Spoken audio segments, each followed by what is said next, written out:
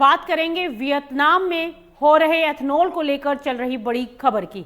दरअसल इस समय वियतनाम में एथेनॉल की बढ़ती मांग ने मक्का बाजार में हलचल बढ़ा दी है और जून से पेट्रोल में अनिवार्य एथेनॉल ब्लेंडिंग शुरू होने के बाद देश में मक्के की खपत तेजी से बढ़ गई है और इसका सीधा असर घरेलू बाजारों तक सीमित नहीं है, बल्कि आपको बता दें कि ग्लोबल फीड ग्रेन मार्केट पर भी इसका असर पड़ सकता है, क्योंकि इस समय वियतनाम में एथेनॉल उत्पादन के लिए मक्का प्रमुख कच्चा माल बन चुका है।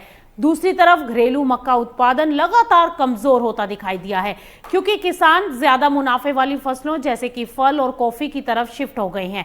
ऐसे में देश की आयात पर निर्भरता लगातार बढ़ रही है। आयात का आंकड़ा भी इसकी तस्वीर साफ करता है। आपको बता दें कि 2025-26 में वियतनाम का मक्का आयात करीब 1 करोड़ 35 लाख टन रहने का अनुमान है, जबकि 2026-27 में ये आंकड़ा बढ़कर 1 करोड़ 50 लाख टन तक पहुंच सकता है। वहीं 2026 की पहली छमाही में ही वियतनाम ने 68 लाख टन मक्का आयात किया, जो पिछले साल की तुलना में करीब 49% ज्यादा है। अब इस बढ़ती मांग का दूसरा जो असर है वो गेहूं बाजारों पर दिखाई दिया।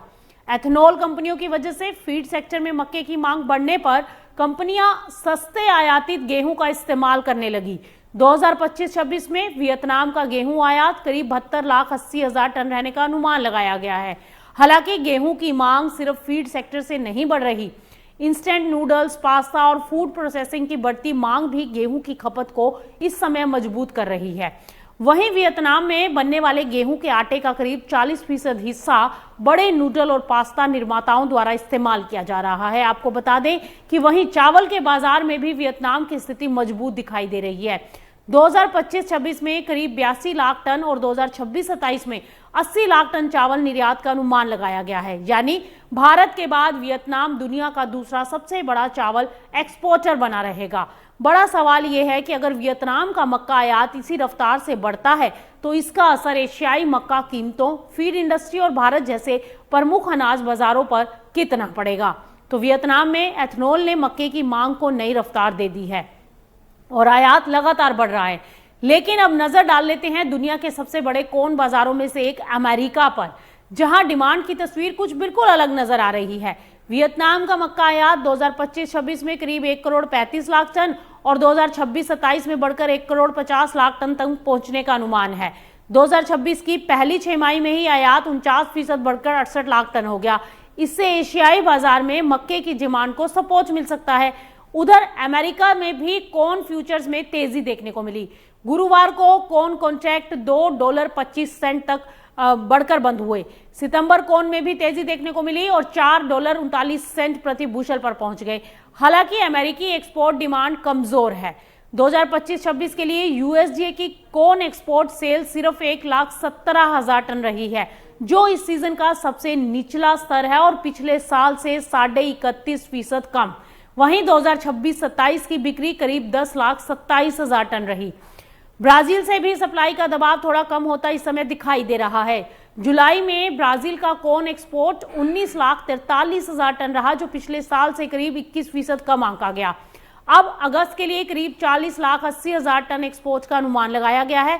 यानी एक तरफ वियतनाम की एथेनॉल डिमांड मक्के को सपोर्ट दे रही है, तो दूसरी तरफ अमेरिका की कमजोर एक्सपोर्ट डिमांड बाजार पर दबाव बना रही है। अब ग्लोबल कॉर्न बाजार की नजर वियतनाम की बढ़ती खरीद, अमेरिकी एक्सपोर्ट और ब्राजील की सप्लाई पर बनी रहेगी। तो दुनिया के अनाज बाजार में बदलते समीकरणों के बीच अब रुख करते हैं भारत का, जहां चावल को लेकर सरकार ने एक बड़ा एक्शन प्लान तैयार किया है।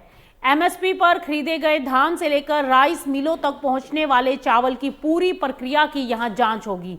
खबर है तेलंगाना से। किसानों से एमएसपी पर खरीदे गए धान की हर बोरी का अब हिसाब होगा। तेलंगाना सरकार ने राइस मिलों में सीएमआर यानी कस्टम मिल्ड राइस की सप्लाई में गड़बड़ी के आरोपों के बाद बड़ा कदम उठाया है। तेलंगाना सरकार ने राज्य गठन के बाद से अब तक हुई धान खरीद और राइस मिलिंग प्रक्रिया का पूरा ऑडिट कराने का फैसला किया है।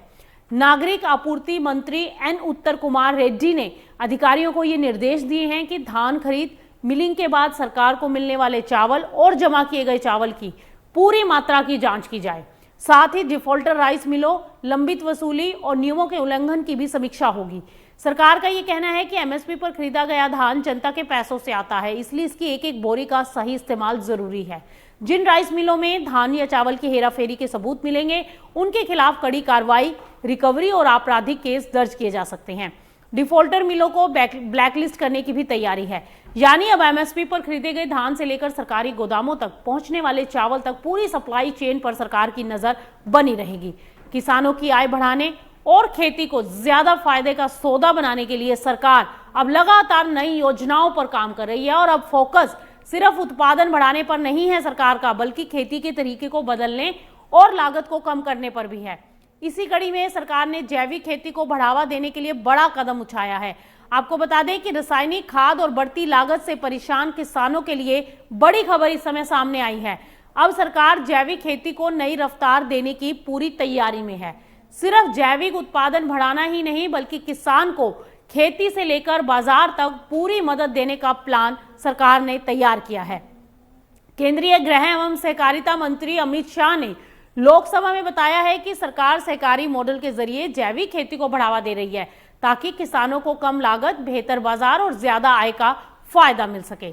इसके लिए परंपरागत कृषि विकास योजना यानी PKVY और मोवसीडनर योजना के तहत किसानों को आर्थिक सहायता दी जाएगी। PKVY के तहत किसानों को 3 साल में 31,500 रुपए प्रति हेक्टेयर तक की मदद दी जाएगी, जिसमें 15,000 रुपए सीधे DBT के जरिए किसानों के खाते में भेजे जाएंगे। वहीं पूर्वोत्तर राज्यों के किसानों के लिए MOVCDNER योजना के तहत 46,500 रुपए प्रति हेक्टेयर तक सहायता का प्रावधान रखा गया है। इसमें जैविक इनपुट के साथ साथ प्रोसेसिंग, पैकेजिंग और मार्केटिंग पर भी जोर दिया गया है।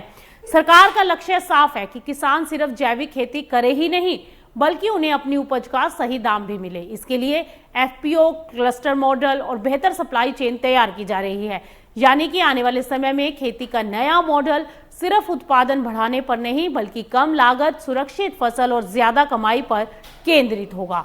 तो ये था आज का अपडेट अनाज अड्डा में। फिलहाल के लिए इतना ही। बने रहिए मार्केट टाइम्स टीवी पर।